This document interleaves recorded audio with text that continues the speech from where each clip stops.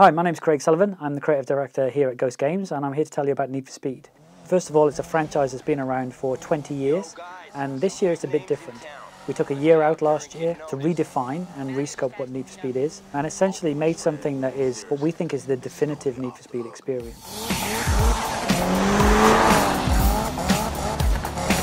By that we mean it's a high-action driving game where you drive modified cars through a city at very high speeds. We have interaction with the cops in the game. We have a narrative, which is delivered through a very innovative system where we blend real-world actors with CG cars, something that's really cool and we're really proud of. We have highly customized cars, so you can go in and you can spend money on your cars in the game, and you can modify them, you can change the way they look, the way they sound, the way they perform, and you can play the game online with your friends.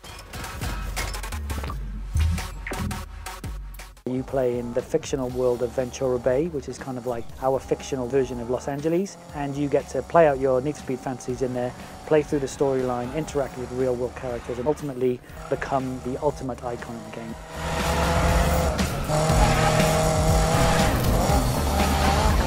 We're lucky enough that the 5 real world icons that we have in the game, they're big fans of video games themselves.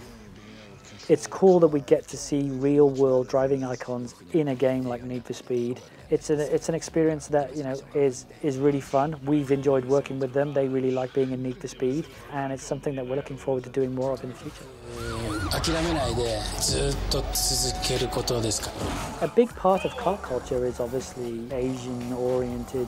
You mentioned, you know, Fast and Furious Tokyo Drift, right? There was a big reaction to that, and even the original Fast and Furious movie was very tuner-heavy, right? There was a bunch of, you know, muscle cars in there, but there was also, you know, a bunch of like Mitsubishis tuned up and stuff, and it was very unique and very non-stock in its approach to the cars that were in there and the action that took place. So we obviously paid a lot of attention to that. You know, I'm a big fan of those kind of experiences.